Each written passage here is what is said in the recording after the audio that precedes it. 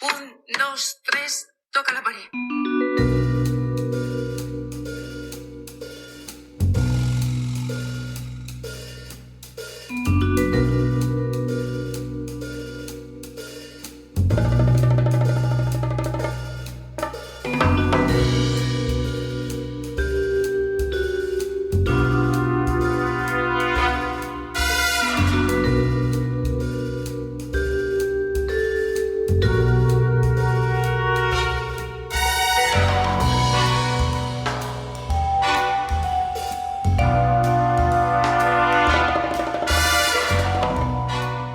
Welcome to episode 25 of the Horror Double Bill, the podcast where each week we pair two movies to create something far greater than the sum of their parts. I'm Craig Johnson, and this week we are discussing two films that use the ghost story as a vehicle to explore themes of family, loss, grief, and instability. First up, we have our first Korean entry in the series, with A Tale of Two Sisters from 2003, and director Kim Jee-woon, which stars Im Soo-Jung, Jung-ah and Moon Geun-young.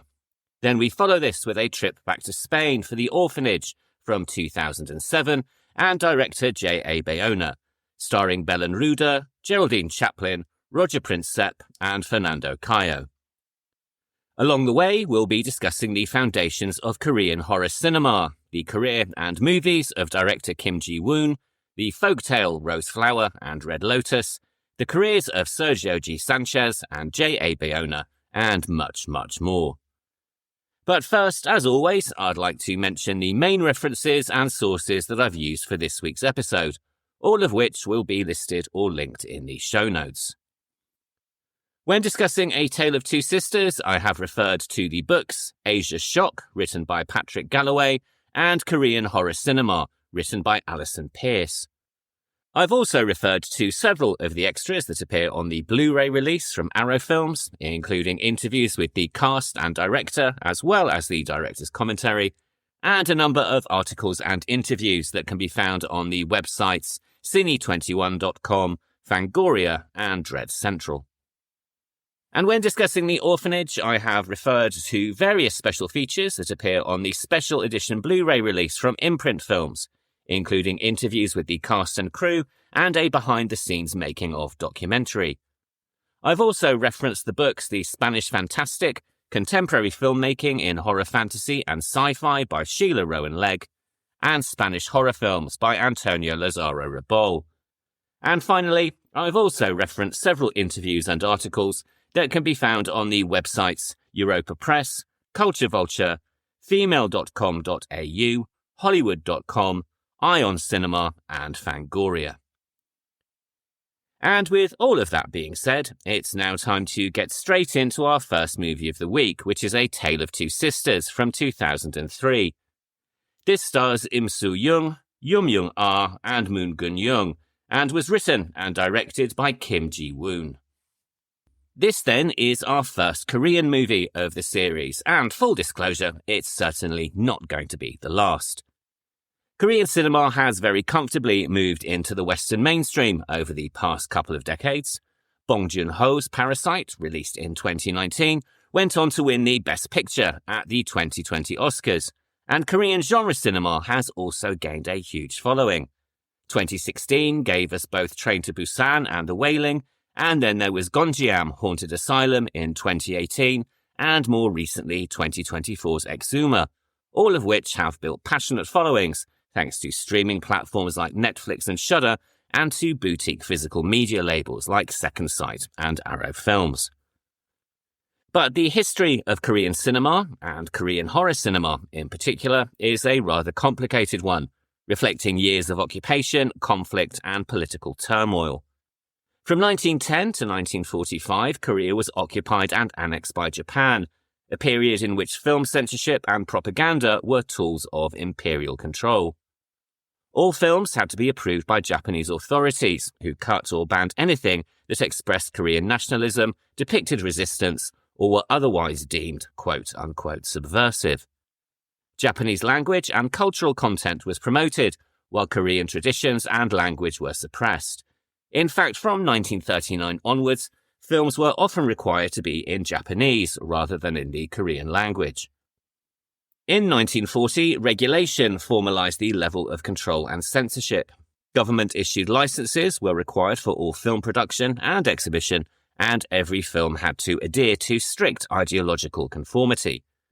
This is something that we have discussed already in the series when we looked at Spanish cinema and General Franco, and Italian movies under the reign of Benito Mussolini.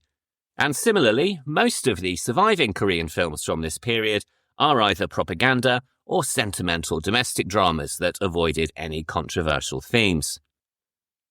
The defeat of Japan in the Second World War led to liberation, and Korean filmmakers finally had the freedom to celebrate their own culture on film. But film equipment was in a decrepit condition, and film stock was in short supply, meaning that a comparatively small number of films and newsreels were made in the second half of the 1940s.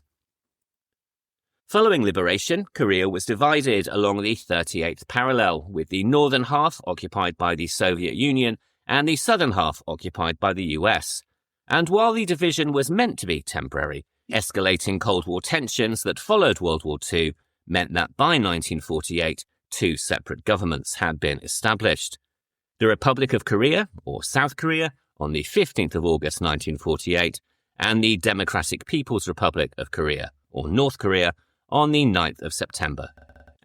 And for filmmakers in the South, the US kept much of the colonial censorship system in place, creating various hurdles and obstacles for filmmakers, particularly those who were perceived as being somewhat left-wing.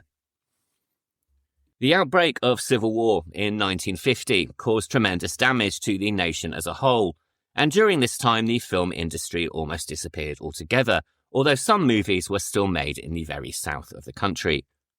When the war ended on the 27th of July 1953, the country was in need of reconstruction, but surprisingly the film industry made a very quick recovery. Similarly to the film industries in post-war Italy and Britain, which we've discussed in other episodes of the series, tax cuts and the enthusiastic support of the population created a boom in film production, and Korea went from making 18 films in 1954 to 111 films in 1959. It's been said that the late 1950s make up the early section of what is now known as the Golden Age of Korean cinema, and for perhaps the first time ever, the country had a more or less normally functioning film industry. Because of this history, it's actually pretty hard to chart the beginning of genre cinema in the country.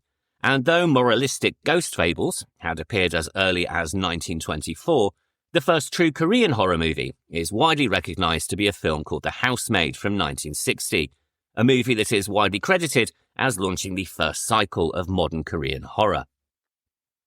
Not to be confused in any way with the 2025 Sydney Sweeney and Amanda Seyfried movie, the film has been name-checked by Bong Joon-ho as inspiring his film Parasite, and is widely recognized as being one of the most important Korean films of all time. A domestic horror story, it tells the story of an upper-middle-class family who make the mistake of inviting a predatory and manipulative housemaid into their home, resulting in infidelity, infanticide, and far worse. Despite being described by critics of the time as vulgar, excessive, and grotesque, the film has had a huge influence, both on Korean cinema in general and on the birth of a psychosexual series of women's revenge films, including supernatural revenge movies like A Devil's Homicide, released in 1965, The Public Cemetery, Under the Moon, in 1967, and A Resentful Woman from 1973. These films all feature a figure known as the Won-hon, a resentful and unresolved female ghost who seeks revenge for a death that has usually been caused through family conflict or sexual assault. Through the 1960s and the 1970s, Korean horror largely, though not exclusively, focused on tales of the supernatural, and were often based on folklore, though it's also worth mentioning that the 1960s saw the emergence of the giant monster movie, similar in vein to the Japanese kaiju, and which included Space Monster Wang Magui and Yongari, Monster from the Deep, both released in 1967. This, though, is not to suggest that the 1960s were a great period of creative and artistic freedom. In 1962, the country came under the rule of Park Chung-hee, who seized power after a military coup in 1961 and became the third president of South Korea. In the same year, the Motion Picture Law, or MPL, was introduced, and with it came a new wave of control and censorship. Film producers were licensed, film import and export was regulated, and once again pre-production and pre-screening permissions had to be obtained via the Ministry of Public Information. This law would be revised multiple times in 1963, 1966, 1970, and 1973, and this final revision dramatically strengthened the censorship measures that were in place and required films to pass multiple censorship viewings. Realistic films, or those with social commentary, were pretty much extinct, and escapist cinema ruled the screens, used strategically as distraction from political discontent. Park Chung-hee was assassinated in 1979, leading to military rule under Chung Do-hwan, who introduced what has become known as the 3S strategy, promoting the consumption of sports, screen, and sex as a distraction from political turmoil and human rights abuses. Censorship on sexual content and violence became quite relaxed, and horror became more erotically charged. Suddenly at Midnight, released in 1981, was essentially a remake of The Housemaid, but with more nudity and violence, and is, by all accounts, a rather good film. Reportedly, several films from this period examined family dynamics. For example, Woman's Wail, released in 1986, features a vengeful spirit who passes herself off as human and then murders the members of a family one by one.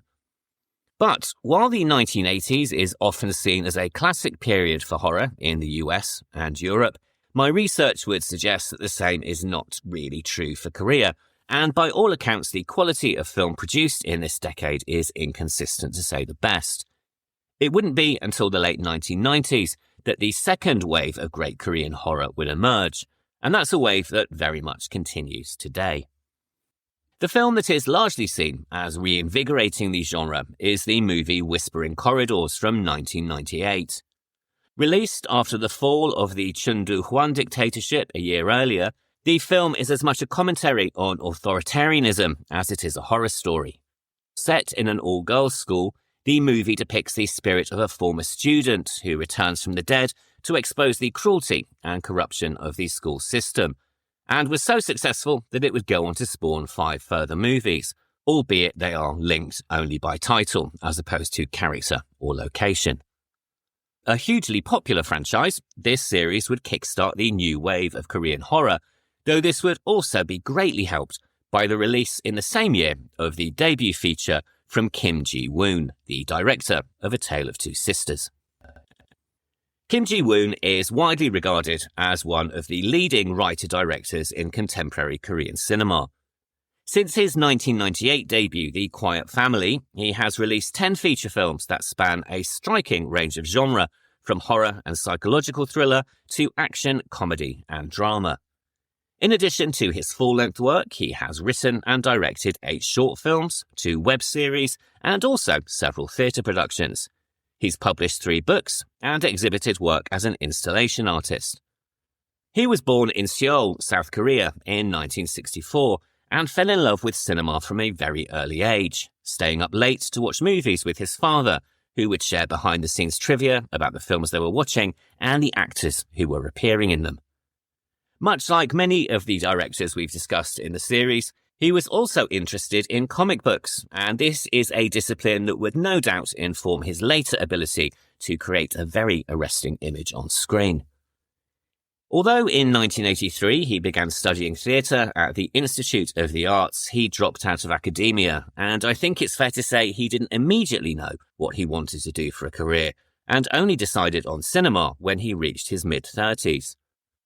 Wanting to expand his horizons and his cinematic taste, he saved up money, and in 1991 bought a one-way ticket for Paris, which at the time was hosting a film festival.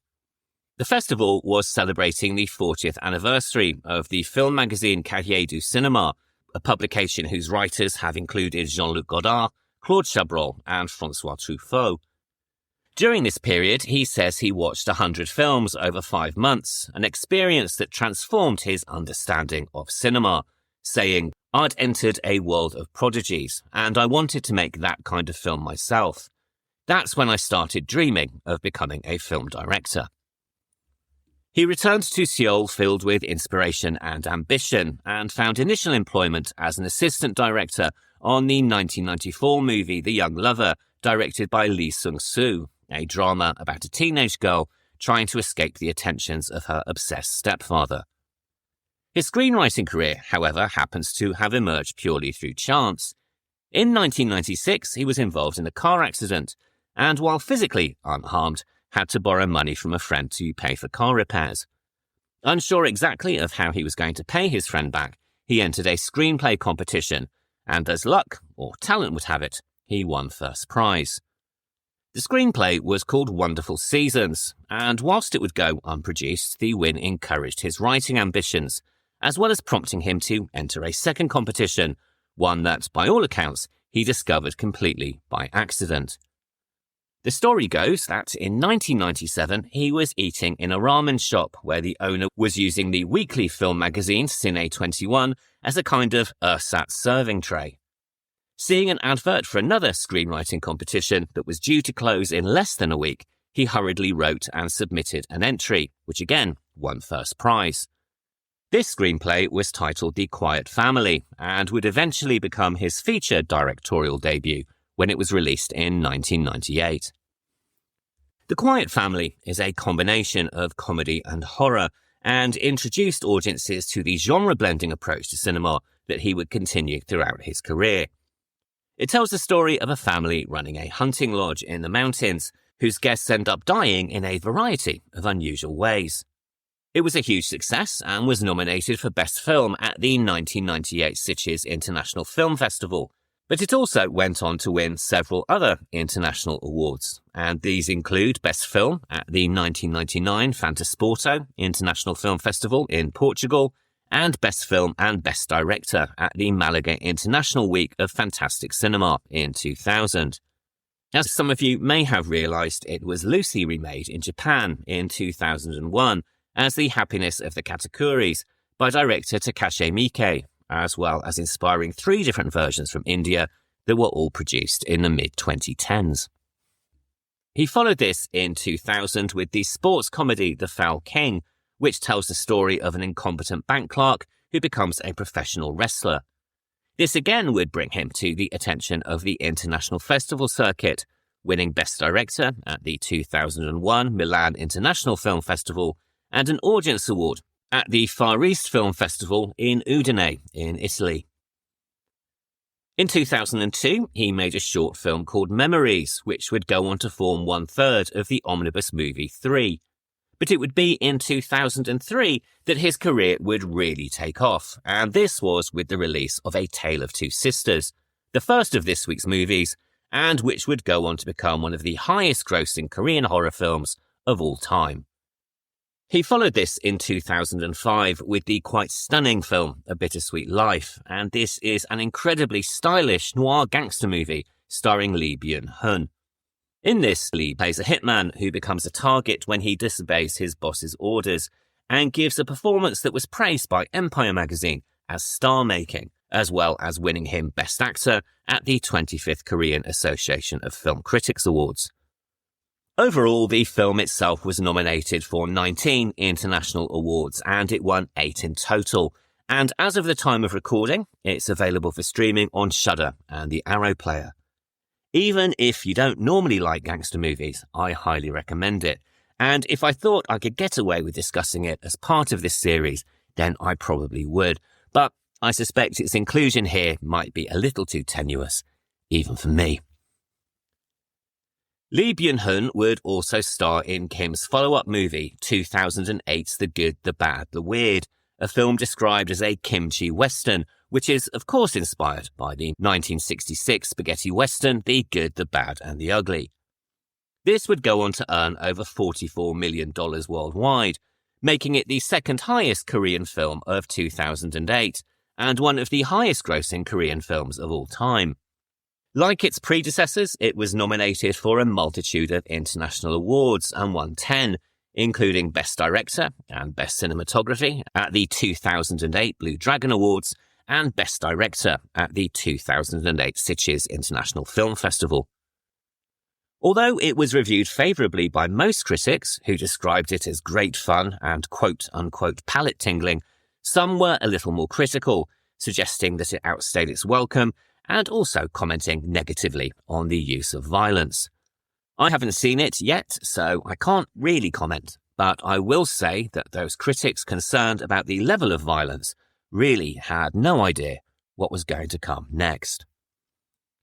In 2010, Kim released I Saw the Devil, an incredibly brutal and violent thriller that would also mark the first time he directed someone else's screenplay, this time from the writer and director Park Hyung-young. And this is a movie that we will definitely be covering later in the series, so I'm not going to go into too much detail today, other than to say it is an incredibly stylish and well-made revenge thriller that once again would reunite the director with Lee Byung-hun.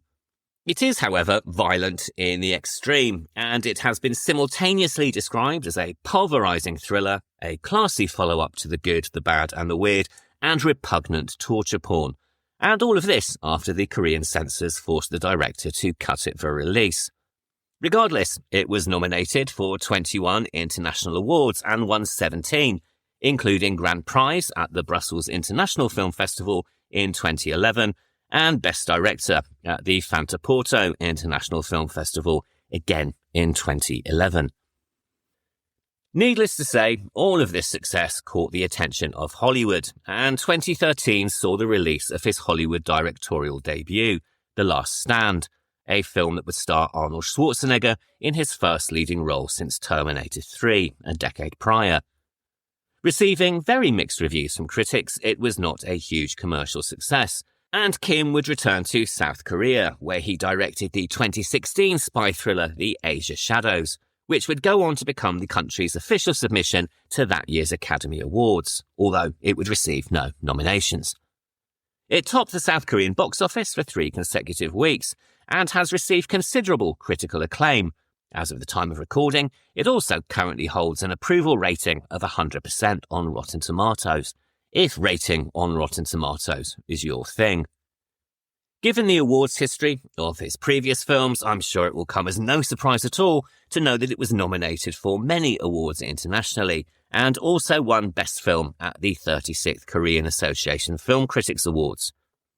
2 years later, he released Ilang, the Wolf Brigade, a live-action adaptation based on a 1999 Japanese anime, and this again would receive a mixed reception, both critically and commercially.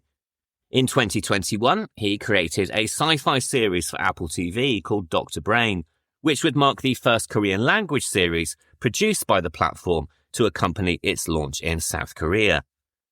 This tells the story of a scientist who tries to solve the mystery surrounding the death of his family by developing a technique that hacks into the brains of the deceased.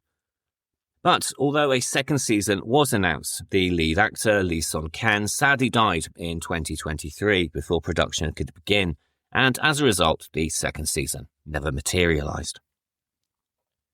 His most recent film was a 2023 release entitled Cobweb, which is not to be confused with the US horror movie of the same name that was also released in 2023. Described by the director as a commentary on filmmaking and also as being his most personal film to date, the comedy drama sadly failed to live up to his earlier successes, though it was invited to the Out of Competition section at the 76th Cannes International Film Festival. Moving away from cinema, in 2023 he contributed to a site-specific art installation in Seoul entitled The Shadows of Faded Old Love, presenting a piece that explored, quote, fading memories that cling to objects and spaces, end quote. And this is a theme that he has examined in several of his films, notably the memory segment of the movie 3, and of course A Tale of Two Sisters. By all accounts, he is currently developing a feature film titled The Hole, which is scheduled to begin production in 2026 and set to star Theo James. Although he has directed 3 films that can be categorised, more or less, as horror, his overall approach to cinema is rather difficult to pin down, and is reflective of his own varied tastes and predilections. In an interview in July 2024 on the website koreanculture.org, he is quoted as saying, quote, "I really love genre films, so I wanted to make films in all my favourite genres. I was curious about what would come out if I mixed the conventions and cliché of specific film genres with my own unique style. That curiosity is what drove my work. I have no idea what audiences want, so I just made the films I wanted to see. Some of my films have been box office successes, but I regard all of my films as being personal. In the future, I think I'll keep focusing on what resonates powerfully within me." End quote. And with all of that being said, we are now getting into the plot of his third movie, A Tale of Two Sisters, a film that has more than a few twists and turns in its narrative, all of which I am going to spoil over the course of this discussion. So it goes without saying, but I'll say it anyway. If you haven't seen the movie yet, it really is time for you to press pause and watch it before continuing any further. To be completely clear, I am about to give the whole plot of the film away, so please do consider watching it before you listen to any more of this week's episode. A Tale of Two Sisters is inspired by a Korean folk tale from the mid-17th century, which is known more commonly as the story of Rose Flower and Red Lotus. Supposedly based on a real-life crime from approximately 1656, the basic narrative was shaped into fiction and expanded on over the 18th and 19th centuries, when it was committed to print, first in woodblock and then in manuscript form. Similarly to many Western folk and fairy stories, the narrative centres on a family disrupted by death and the arrival of a quote-unquote wicked stepmother, something that we see in stories as varied as Cinderella, Snow White and the Juniper Tree, to name just a few. Although there are several versions of the folk story, the basic tale tells of a couple who are desperate for children and whose wish is granted after the wife has a dream in which an angel gives her a beautiful flower. When their first baby girl is born, she is named Rose Flower, and 2 years later, she is followed by a little sister, who they call Red Lotus. But, as is the way with such stories, their happiness is short-lived, and the mother dies when Red Lotus is just 5 years old. To continue his family line, the father remarries to a woman who is both ugly and cruel, and who hates her stepdaughters with a passion. This hatred is hidden until the stepmother has 3 sons in a row, which, according to the patriarchal society of the time, gave her a huge amount of family power, something that she exploited by treating the girls with incredible cruelty. Time passed and Rose Flower came of age and was engaged to be married. But the wicked stepmother did not want to spend any of her son's future inheritance on the event, and so came up with a plan.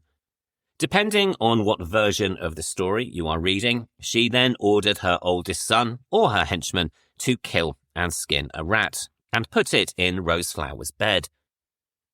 In the morning, she told her husband that she had a terrible dream about her eldest stepdaughter and took him into the girl's bedroom. Pulling back the covers, they discovered the body of the dead skinned rat, and the stepmother convinced everybody that this was in fact the result of a bloody miscarriage, something that indicated sex outside of wedlock and that would bring great shame upon the family. Ashamed and terrified, Rose Flower ran from the house to a small pond in a nearby wood, and here, again, depending on which version of the story you are reading, she either took her own life or was murdered through drowning, either by her stepmother's henchman or her eldest son. Even this, though, was not enough for the stepmother to learn her lesson and change her ways, and she continued to persecute the surviving sister, Red Lotus, who eventually, grief-stricken and unable to bear the horrific treatment any longer, threw herself into the same pond where her sister had drowned. After this, the spirits of the sisters start to haunt the village, appearing as vengeful ghosts, demanding justice and taking revenge on the magistrates who have been negligent in investigating their deaths. In this world, the living have to suffer for failing to protect the innocent, And so, accordingly, whenever a new magistrate is appointed, he is found dead a day later.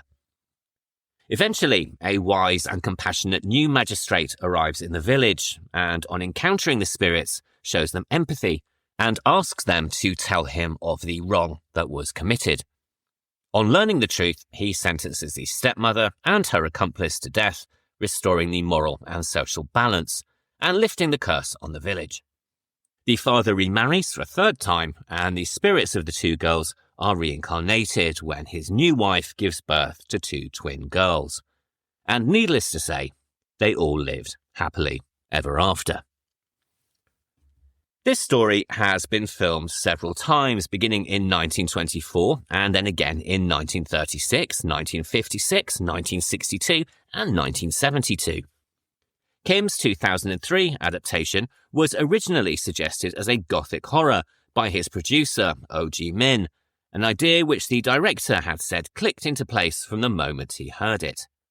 However, instead of remaining faithful to the original story, he decided to reconfigure the narrative to create what he has described as a horror film that is frightening, beautiful, and sad. In his version, the characters of the sisters and the stepmother may well be present, as is the notion of wrongful death, but the story that emerges is very, very different and explores the aftermath of trauma, guilt, and regret. The opening credits float over a background of ornate flowered wallpaper, introducing a visual motif that will be repeated throughout the film in the furnishings and design of the family home. As well as referencing the original folktale and the floral names of its characters, the flowers are also intended to represent the transient nature of childhood and innocence, something that is also reflected in the autumnal countryside surrounding the house. More than that, though, the constant repetition of design and detail acts as a symbol for the theme of repressed memories, tiny reminders of the things that we wish to keep hidden, but that are everywhere around us.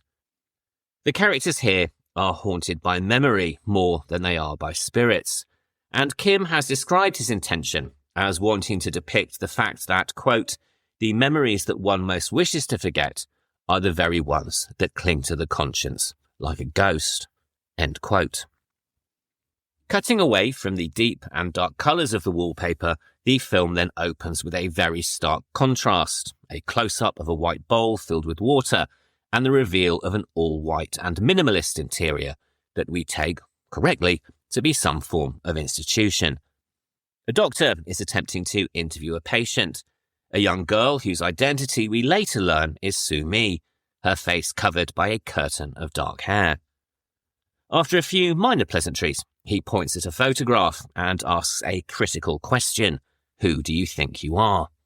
And this question, paired with the girl's hidden face, foreshadows everything that is about to follow, and also establishes the film's central conceit, that this is going to be a story of fractured identity and also possible dissociative disorder. Prompted by the request that Soo-mi tells the doctor about quote-unquote that day, the story then shifts into flashback, signified not through the more typical transition of narrator voiceover, but instead through the use of music.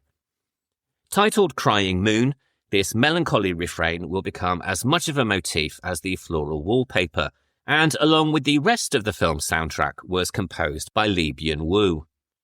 A lifelong friend of the director, the composer has also provided the scores for other Korean horror movies, including The Red Shoes in 2005 and The Host in 2006. But here he creates something that seems initially rather incongruous for a horror movie. Using hints of the classical orchestral waltz and also mournful piano and guitar, his score blends with the, quite frankly, beautiful imagery to create a lyrical film that is distinguished from being, quote, just a movie that startles you, end quote. This flashback then takes us into the body of the film proper, which is set across a 3-day period during which Soo-mi and her sister Soo-yoon arrive home after being away, again, we assume, in some form of clinic. After spending a little time in the beautifully photographed autumnal surroundings, they enter the family home and are greeted by Yoon-ju, who we learn is their father's much younger second wife. As the film progresses, relations between the girls and their stepmother begin to break down, with more than a few inferences that the stepmother is not so much wicked as she is completely unbalanced, something that is reinforced by the introduction of medication administered at the dinner table. Or at least, this is how it first appears. But as the film progresses, we learn that the reality is very, very different. While a flashback structure most commonly serves to pique audience curiosity and raise questions that are resolved throughout the remainder of the film, here it serves a secondary function and places us in the mind of a very unreliable narrator. Soo-mi is in fact very unwell, and what follows is probably best described as a dissociative episode, populated largely by figments of her imagination. Although we think we meet the characters of her sister Soo-yeon and stepmother Yoon-ju, these are in fact delusions, and for the bulk of the movie there are only two real people in the house, Soo-mi and her father. The only interruption to this isolation comes from a visit from Soo-mi's step-uncle and his partner, who are invited for a truly uncomfortable dinner party in a sequence that becomes all the more disturbing when you watch it a second time around. With this in mind then, we can view the interiors of the house not as an accurate representation of the family home, but as a reflection of Soo-mi's mental state. Much like the Overlook Hotel in The Shining, or the abandoned cruise liner in Christopher Smith's Triangle, the inside of the house becomes her memory palace, something that is implied from the stark contrast when we first enter, the bright sunny exteriors shifting to a very deep internal gloom. Built on a soundstage to give complete control over lighting and atmosphere, the set was created to shift and change as the story progresses, and as the film continues, the camera starts to reveal spaces as being different as the truth is gradually revealed. Art director Cho Gyun-hung and cinematographer Lee Mo-gai create a world littered with trinkets and objects, decorated in the floral motifs mentioned earlier and shaded in red, greens and browns. Lighting is deliberately soft and diffused, emphasizing shadows and negative space, and creating pools of darkness where the ghosts of the past can hide. It might be luxuriously furnished, with sumptuous interiors and richly textured fabrics, but it's also a manifestation of Soo-mi's fractured psyche, with the labyrinthian corridors in particular serving to reflect unconscious fears and emotions. And this is something that we see quite clearly on second viewing, as the stepmother, Yoon-ju, quite literally emerges from the darkness of a corridor when first introduced. Yoon-ju is played by Jung-ah, who, until this point, had been largely known for television work, in which she played, in her own words, bratty and one-dimensional characters. A former runner-up in the Miss Korea beauty pageant, it's safe to say that she had effectively been typecast for most of her career, largely chosen for roles that emphasized her beauty as opposed to her considerable acting talents. She saw this role not only as an opportunity to showcase her abilities, but also to change her career, and she grabbed it with both hands, though she admitted in later interviews that this was done with some trepidation. She recounted that the initial rehearsals with the full cast made her doubt her own abilities, particularly as she had developed the character as being more of an extreme version of a stereotypical wicked stepmother, something that was in opposition to the director's vision for the character. Suddenly uncertain as to whether she should have accepted the role, she considered quitting the film, but her love for the character and the opportunity it presented won out in the end. Realizing that she had to surrender completely to the director's vision and trust in his guidance, across the movie, she portrays a character that alternates between formal, rigid and uptight, and disheveled, manic and desperate, and it's quite frankly a mesmerizing performance, both as the imaginary figure and the flesh and blood version, who appears toward the end of the film. In interviews, she has highlighted the importance of the interactions between her character and her stepdaughter, as she acts as the girl's shadow, giving voice to her darker thoughts, asking why she came back to the house, telling her that she's not well yet, and reminding her that life is not as perfect as she imagines it to be. She is also the character that provides hints to the viewer as to the true nature of what we are seeing. She laughingly points out the fact that all three characters have their period at exactly the same time, and also gives voice to the overall theme of the movie, as she says at the climax, quote, "You know what's really scary? You want to forget something totally, wipe it from your mind, but you never can. It won't go away, and it follows you around like a ghost." End quote. And if this was not enough, it's also worth remembering that other than Soo-mi, the stepmother is the only character who addresses Soo-young directly. So, once we discover that Soo-young is in fact a figment of her sister's imagination, it really should come as no surprise to discover that Yeon-ju is not really there either. Her horrific actions are in fact a manifestation of Soo-mi's grief and guilt, but do lead to a moment of resolution. In Soo-mi's fantasy world, she is able to rescue her sister from the wardrobe and comfort and protect her, something that she was unable to do in real life. So here, the delusions at least offer a fragment of healing and catharsis, albeit one that is quickly broken when her father announces the truth. Yeon-ju's riddles and pointed comments are not the only clues to the hidden reality lurking beneath the surface of the movie. Before the uncomfortable dinner party, we glimpse their father, uncle, and his partner at the tail end of a very tense and wordless exchange, something that bleeds into the meal itself and starts to raise questions as to what is actually going on. More telling still, despite appearing to share the same space, the father never once addresses Soo-young directly, and this is something that is underlined through a very effective use of framing. During a scene on the veranda, when the father suggests it is too cold to stay outside, Soo-young is cut from the frame entirely, leaving only Soo-mi and her father in view. Much like Jung-ah, actress Im Soo-Jung, who plays Soo-mi, also suffered from a similar crisis of confidence during filming, and was plagued with insecurities as to whether she could perform such a complex character.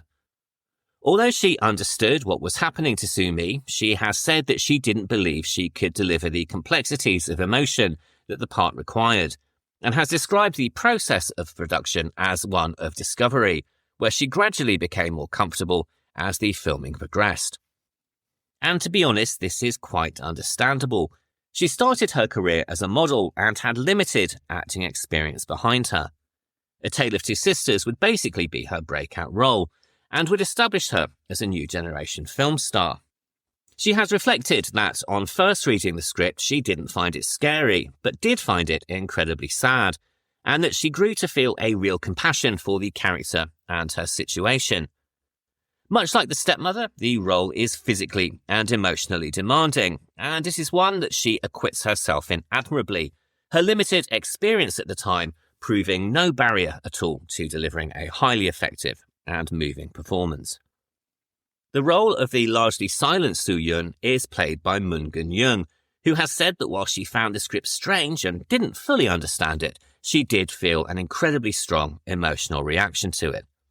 Much like her co-stars, she recognised that this was an opportunity to explore new territory, particularly given that her previous roles had all been cheerful or comedic characters.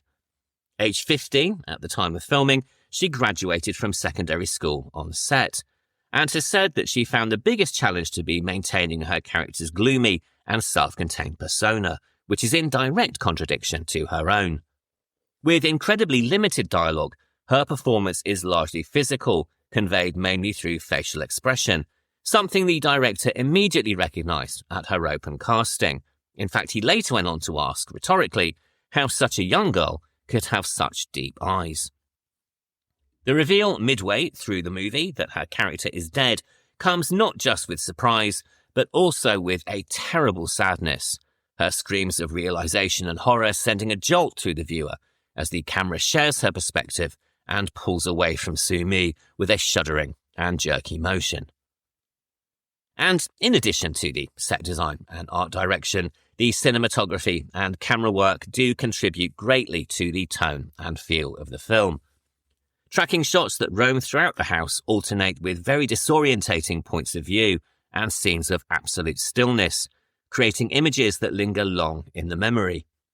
These include the overhead framing of the girls sitting on the jetty, the disorientating 360-degree sequence when the real Yeonju is revealed, and the strangely disturbing moment as Yeonju sits before a static-filled television screen and turns to face the camera, one lock of hair falling over her eye.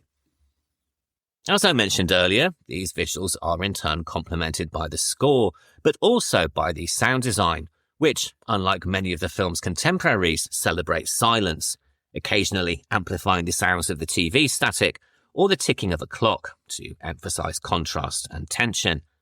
Even the apparition that crawls across the bedroom floor does so with none of the usual groans and guttural moaning that are usually associated with the subgenre, underscoring Kim Jee-woon's deliberate move away from conventional horror tropes towards something more subtle and also, if we're honest, far more unsettling.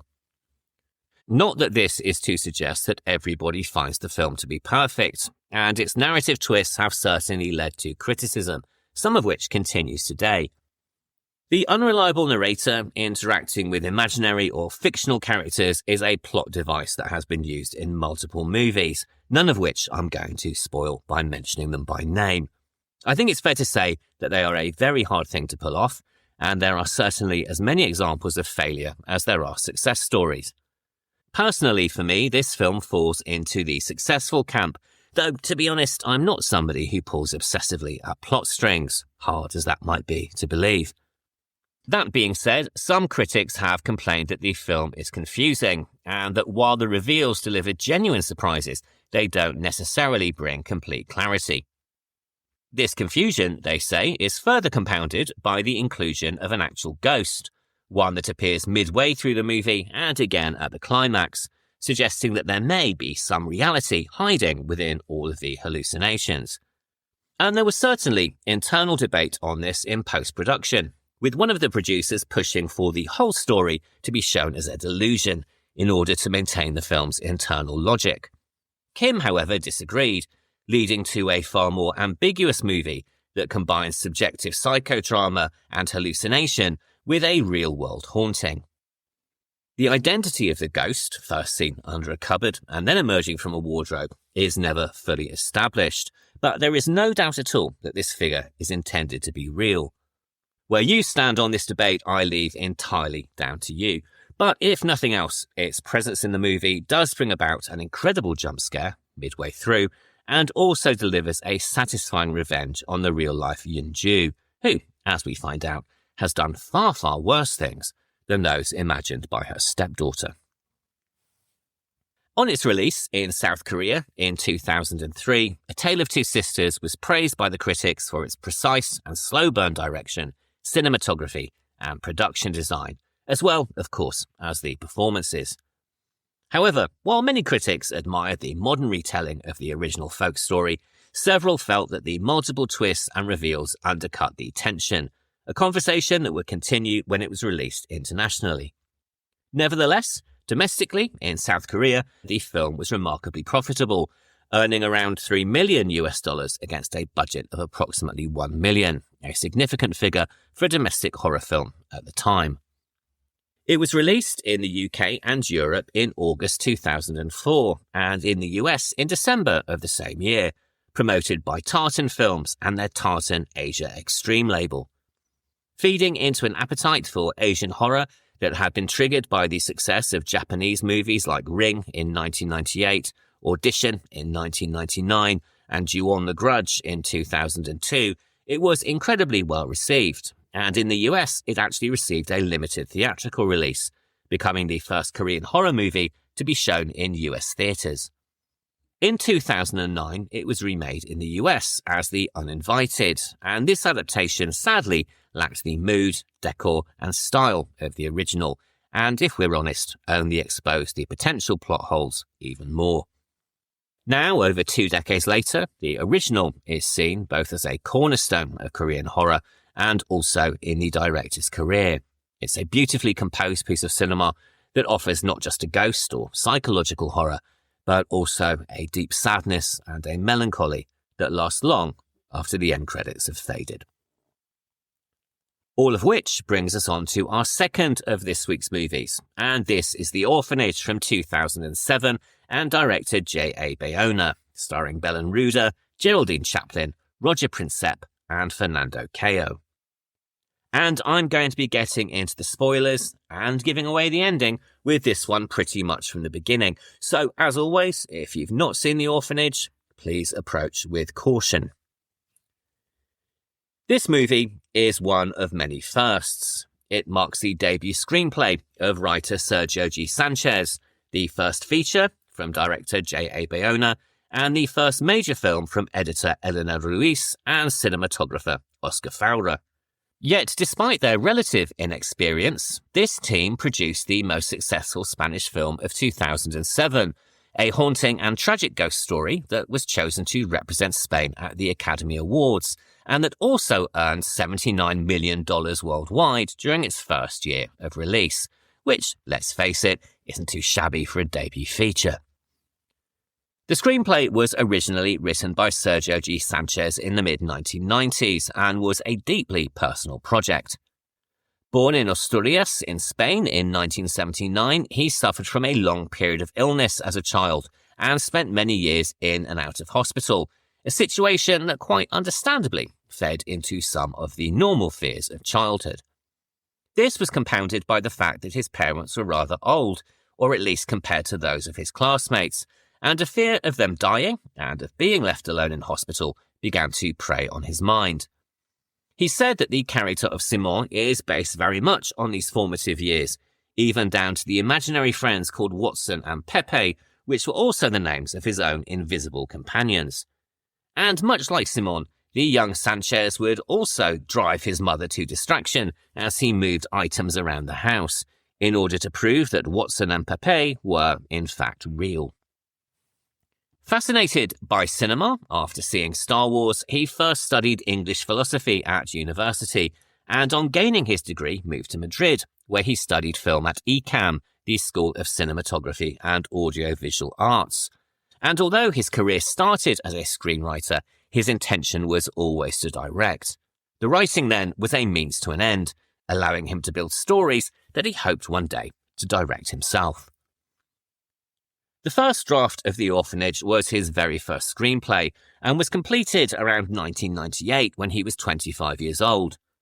As well as the anxieties of his formative years, the story was also informed by childhood classic Peter Pan by J.M. Barrie, a story that he says explores the frontier between childhood and adulthood and fantasy and reality.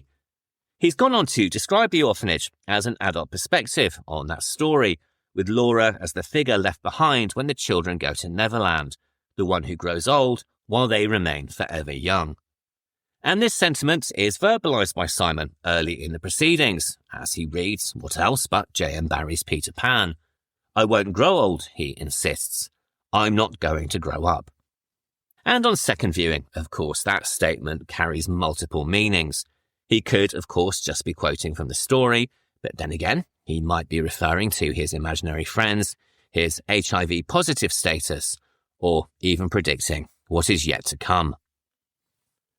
Simon is played quite beautifully by a very young actor called Roger Princep, who was 7 years old at the time of filming and was here making his screen debut.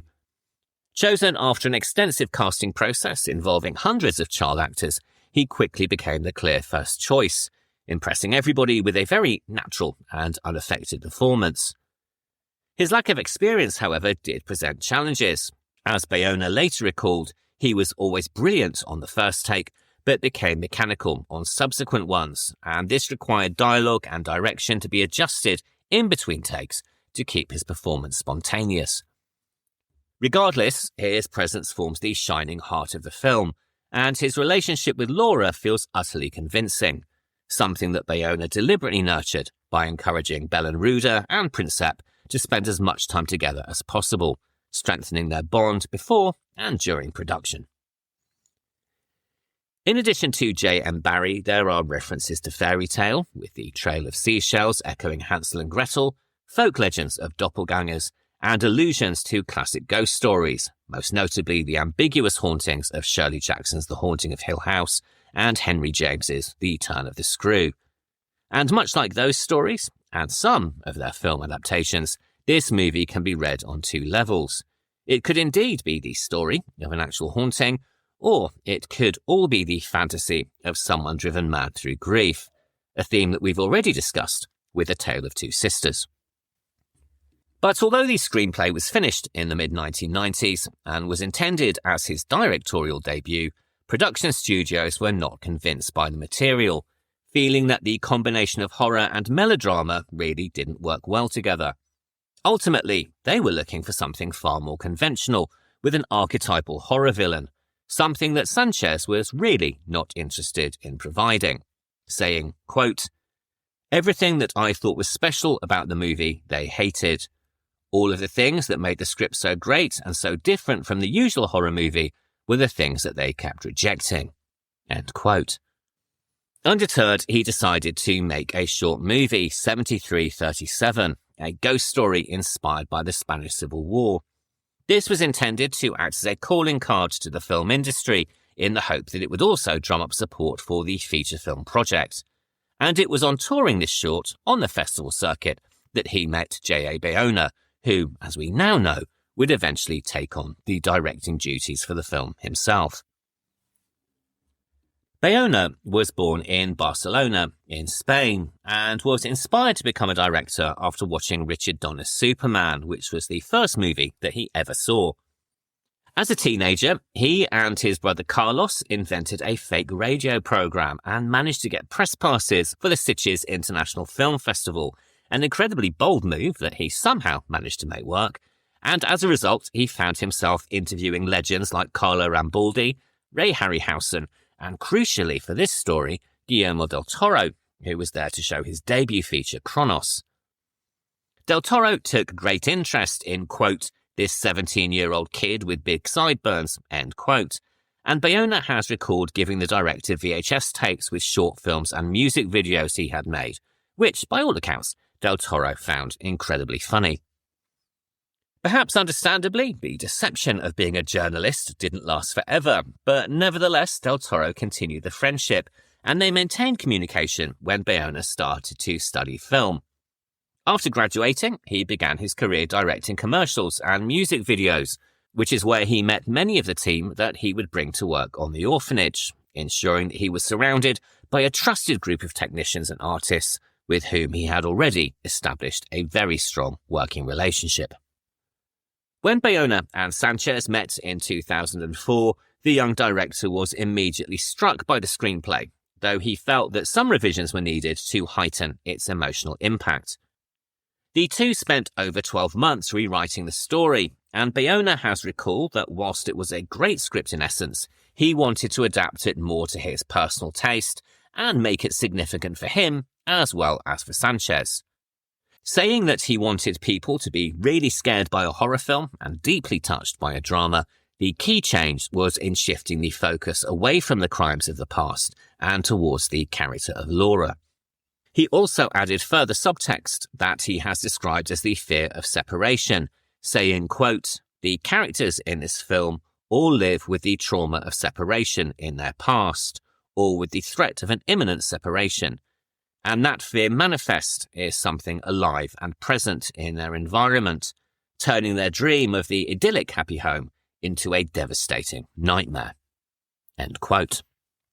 And whilst Bayona and Sanchez were in great agreement about the ambiguity of the film and the desire to avoid cheap scares, Bayona's vision for the movie effectively doubled the length of the screenplay and also doubled the budget. It was fortunate then that Bayona had an ace up his sleeve in the form of his friend, Guillermo del Toro. Del Toro has described the script as the best that he had read in many years, one that cried out to be transformed into a film and that avoided rehashing the stock elements of the horror genre. As soon as he found out about the project, he offered to co-produce the movie, and with an established director and box office draw behind them, the rest of the financing fell into place. Much like A Tale of Two Sisters, the interiors of the orphanage were built on sound stages, which provided complete control of the environment and lighting, and created a space that enhanced the gothic nature of the narrative. And also, like our first movie, the set allowed for a very fluid use of camera, something that Bayona and his cinematographer Oscar Fowler planned during pre-production by using scale models of the interiors created before the sets were actually built. And this process allows for some truly remarkable moments, with the camera manically rushing through the house and grounds during the treasure hunt, or whirling around Laura as she cradles Simon towards the end of the picture. More interesting still, there are also the moments where the camera offers the perspective of the restless spirits, floating across the ceiling or observing the action from a child's viewpoint in a corner of the room. Filmed in widescreen, several of the shots also seem to consciously echo moments in other movies, such as The Haunting from 1963 and The Changeling from 1980, as in the scene where Laura hears rustling and banging from the walls and ceiling, something that we discover later has an all-too-terrible explanation.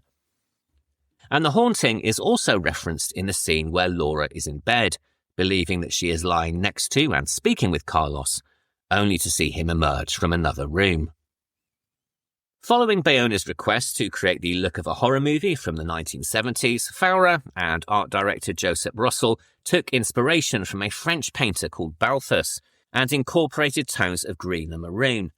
Together, they create a palette that really wouldn't seem out of place in a movie like Rosemary's Baby, which admittedly wasn't the 1970s and was 1968, but I think you get my point. Emphasising natural and diegetic lighting wherever possible, even the sickly green wash of the seance has a natural explanation thanks to the infrared cameras and closed-circuit monitors. And of course, the scientific approach taken in the seance scene is a reminder of the methods and equipment used in Poltergeist, itself a film about a missing child taken by the spirits. But instead of Zelda Rubinstein, the medium here is played by Geraldine Chaplin, daughter of Charlie and mother of Una, who, you may remember, came to a rather grisly end at the Game of Thrones Red Wedding. A multilingual performer, Geraldine Chaplin first came to prominence with Dr. Zhivago in 1965 and earned a Golden Globe nomination for Most Promising Newcomer. A decade and 25 movies later, she received another nomination, this time for Best Supporting Actress, for her role in Robert Altman's Nashville in 1975. But despite success in the United States, including appearances in several other Robert Altman movies, her career truly took off in Europe. During the 1980s, she worked extensively in France, but did later return to America to play her own grandmother in 1992's Chaplin, a biographical movie about her father, and this performance brought her a third Golden Globe nomination. She also went on to appear in Martin Scorsese's The Age of Innocence in 1993 and Franco Zeffirelli's Jane Eyre in 1996.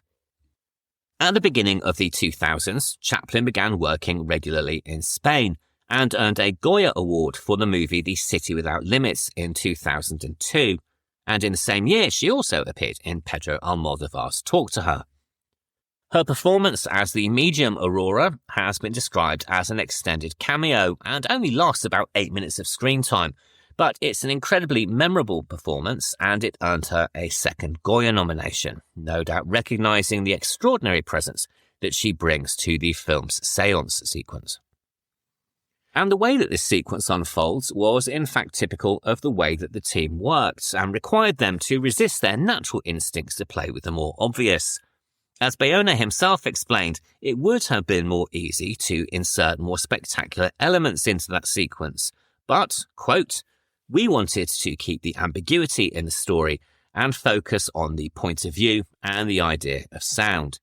It made our work more exciting and more intelligent." Some of the people that read the script complained about the story having two endings. I thought that was necessary. If we decided to cut one of the endings, it would have been like telling the audience how to feel about the story, how to believe about what happened. End quote. That being said, the success of the ambiguous approach is very much dependent on the performance of Belen Rueda in the role of Laura. Aside from the ghostly perspectives that I mentioned earlier, the film is told largely from Laura's point of view, and it's therefore essential that we are happy spending time in her company and that her journey across the course of the movie is believable. Initially presented as a realist who is somewhat tired of Simon's imaginary friends, across the course of the film, she falls deeper and deeper into belief and superstition, seeking answers at a parapsychology conference, while her husband Carlos remains rational and scientific. Originally working in television and short film, Rueda has described the character of Laura as being a gift for any performer, in that it allowed her to explore a very wide range of emotions. She says that she was drawn to the screenplay because of the character's inner and psychological journey, and because there is, as she put it, quote, a logical progression within the madness, end quote. Receiving the script months before filming began gave her time to prepare, which she did by consulting psychologists and also meeting with people who have suffered similar losses. On one occasion, she spoke with a family who had been searching for their missing daughter for 9 years and had even written a manual to help others facing the same ordeal. One of the key points they made in the manual, she said, was not to turn to people who claim to have quote-unquote special sensitivity, because in moments of extreme distress, you may find yourself doing things that you would never do in ordinary life. In addition to this research, she also explored other cinematic references, including Rosemary's Baby and Melinda Dillon's character in Close Encounters of the Third Kind, influences that she said were largely due to Bayona's own cinephilia. But the performance she delivers here is no mere imitation of cinematic predecessors. It is one of great depth and conviction, something that she developed emotionally, but also physically. Over the course of filming, she lost 8 kilos to convey not only Laura's emotional unravelling, but also her physical deterioration, something that comes to a devastating climax in the final moments of the movie.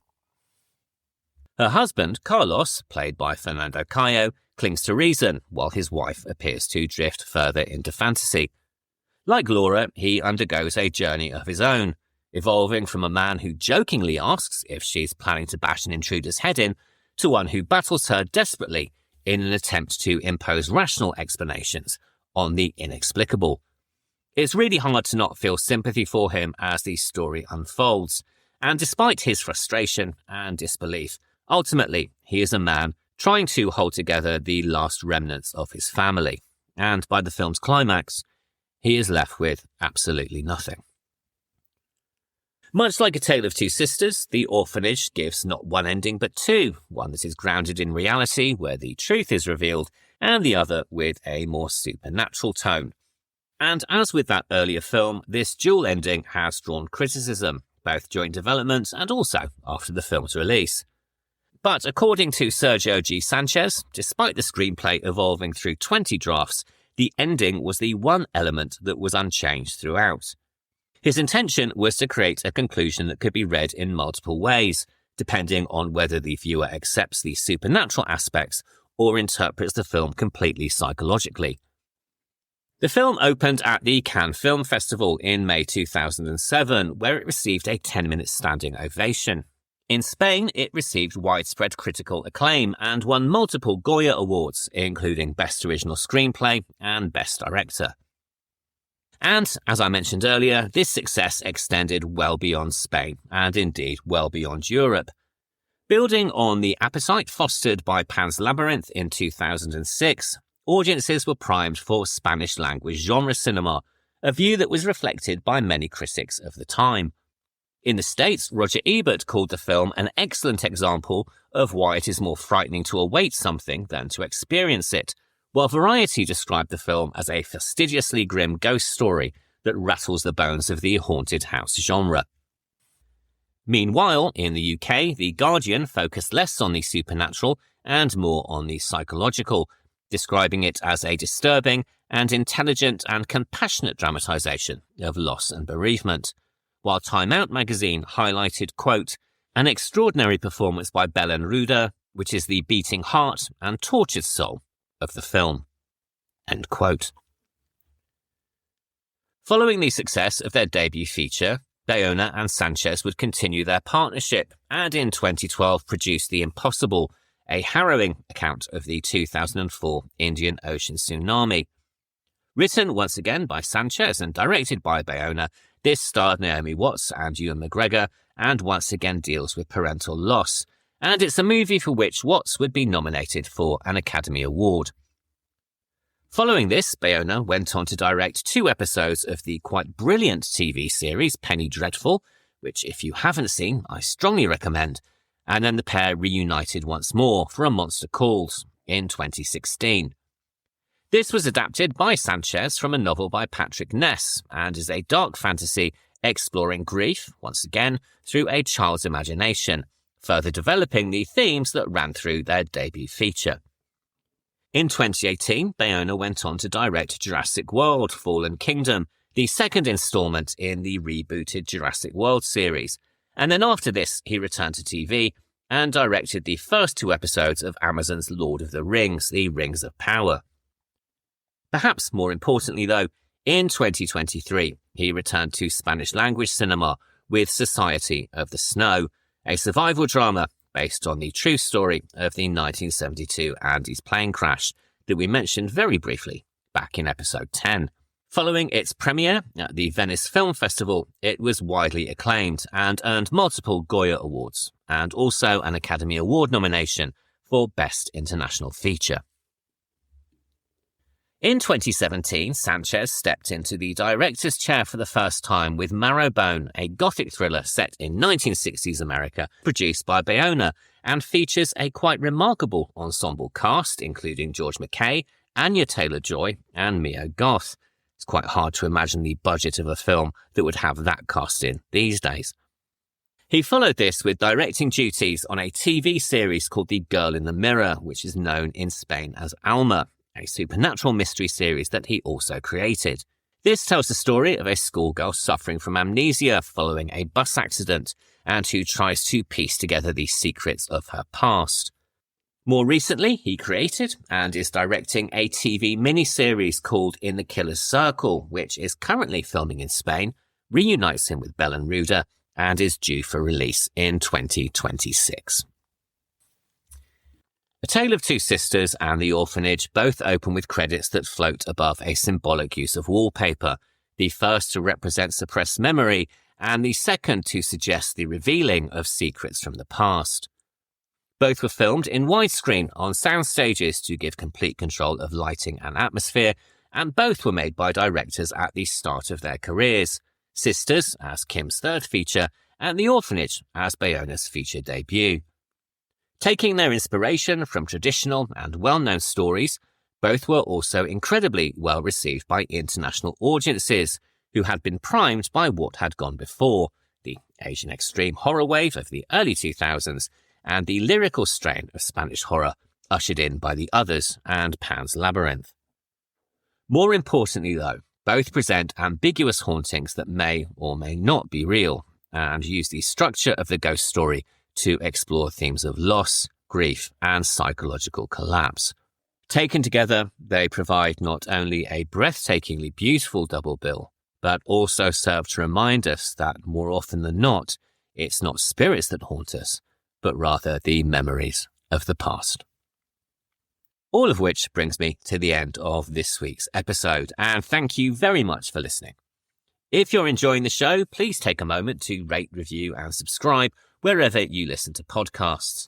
And if you have any thoughts or comments on either of this week's films or any of the films we've discussed in the series, you can write to me at thehorrordoublebill@gmail.com, and you can also follow the show on Instagram at thehorrordouble.bill.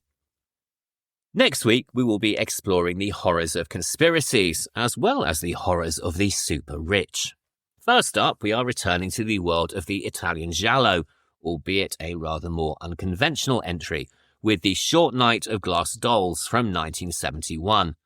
Directed by Aldo Lado, it stars Jean Sorel, Barbara Bach, Ingrid Thulin, and Mario Adorf. Then we follow that with, what else but The Conspiracy from 2012, a faux documentary horror from director Christopher McBride, starring Aaron Poole and James Gilbert. If you want to watch along, as of the time of recording, Short Night of Glass Dolls is currently available in its English dubbed version for free on YouTube and is also available for rental from Amazon Prime, while The Conspiracy is available for streaming on the Arrow Player, Apple TV, and again, Amazon Prime. So I'll be back next Sunday for the discussion, and until then, thank you once again for listening, and have a really great week. Goodbye.